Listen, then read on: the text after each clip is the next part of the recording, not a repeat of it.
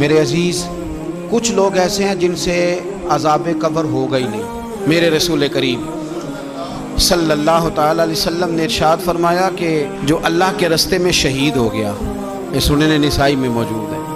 اسے عذاب قبر نہیں ہوگا، بلکہ ایک حدیث میں تو فرمایا حساب کتاب بھی نہیں ہوگا، اللہ بغیر سوال جواب کے جنت عطا فرما دے۔ کچھ لوگوں کو لوگوں کی بخشش پہ بھی مسئلہ ہی بنتا ہے کہ کوئی بخشا نہ جائے۔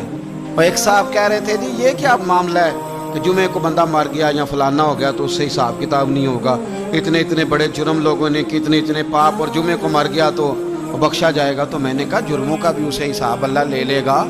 لیکن میاں حساب کتاب کی ڈیوٹی نہ اللہ کی ہے تو بہتر یہ ہے کہ اسی کے ہاتھ میں رہے، تو نہ اپنے ہاتھ میں لینے کی کوشش کر۔ سنن ترمذی کی حدیث۔ ہمیں پتہ نہیں کیا مصیبت ہے، ہمیں پتہ نہیں کیا مسئلہ ہے۔ ایک جنازے سے میں نکلا، آپ یقین کریں کبھی کبھی کلیجہ پھٹ جاتا ہے۔ میں ایک جنازے سے نکلا تو میرے ساتھ ایک بندہ جنازہ پڑھ کے نکلا تو کہنے لگا جی پیر صاحب دیکھیں آج کتنی دنیا آئی ہے، حالانکہ یہ بندہ اس طرح کا تھا، اس طرح کا تھا، اس طرح کا تھا۔ میں نے اسے کہا یار تجھے تو فکر ہی لگ گئی ہے کہیں جنت میں چلا ہی نہ جائے، تو اس طرح کرنا جنت کے دروازے کے سامنے کھڑے ہو جانا ڈنڈا لے کے کہ میں نے نہیں جانے دینا۔ شرم آنی چاہیے ہمیں۔ اللہ فرماتے ہیں جنت اتنی چوڑی ہے جتنے زمین و آسمان، اس کی چوڑائی زمین اور آسمان کے برابر ہے، تو ہم تو اپنے علاوہ کسی کو جانے نہیں دینا چاہتے جنت میں۔ اور بس کریں، جنت خدا کا فضل ہے، اور اللہ فرماتے ہیں میرا فضل میں جسے چاہتا ہوں عطا کرتا ہوں۔ یہ سنن ترمذی کی حدیث، اور اس کے راوی حضرت عبداللہ ابن عمر رضی اللہ تعالیٰ عنہ، نبی پاک علیہ السلام نے فرمایا جو مسلمان جمعے کے دن یا جمعے کی رات کو فوت ہو،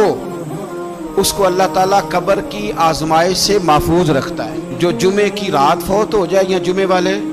یعنی جمعے رات اور جمعے کی درمیانی رات چلا جائے یا جمعے والے، تو اللہ اسے عذاب قبر سے، تو میرے عزیز جو بندہ شہید ہو اس سے عذاب قبر نہیں ہوتا، جو آدمی جمعے کے دن یا جمعے کی رات چلا جائے اسے بھی عذاب قبر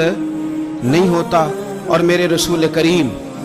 صلی اللہ تعالیٰ علیہ وسلم نے فرمایا جو بندہ ایک دن اور ایک رات، یہ حدیث صحیح مسلم میں، سنن ترمذی میں، مصنف عبدالرزاق میں موجود ہے،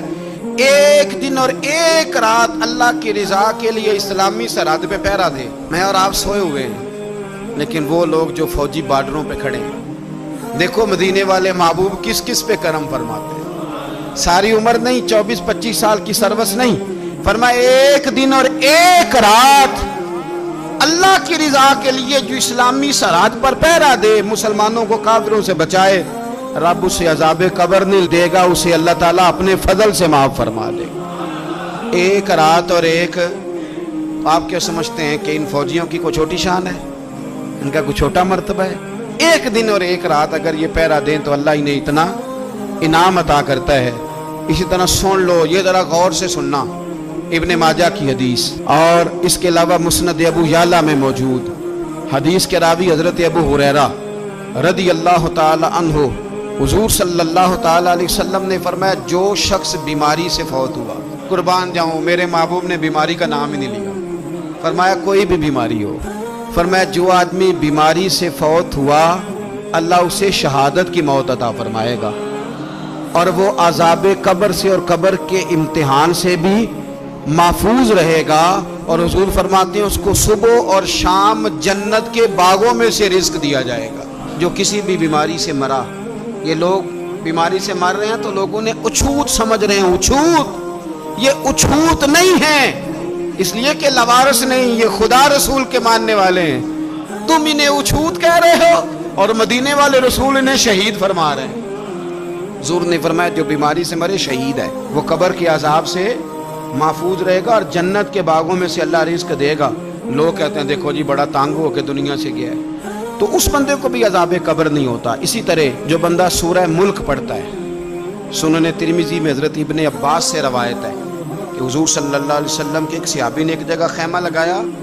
تو وہاں سورہ ملک پڑھنے کی آواز آتی، کوئی بندہ پڑھنے والا نظر نہیں آتا تھا۔ جب حضور کی بارگاہ میں عرض کیا تو فرمایا وہاں قبر تھی اور قبر کے اندر بیٹھ کے میرا صحابی سورہ ملک کی تلاوت کر رہا تھا۔ اگر ہمیں خسرہ نمبر یاد ہو جاتا ہے نا اپنی جگہ کا، اور ہمیں پتہ ہوتا ہے کہ میرے والا حصہ کتنے کروڑ کا ہے، اگر ساری کہانیاں ہمیں یاد ہوتی ہیں تو سورہ ملک بھی ہمیں یاد ہو سکتی ہے۔ موبائل پہ اس کو ریکارڈ کر لیں، پھر اس کو سنیں،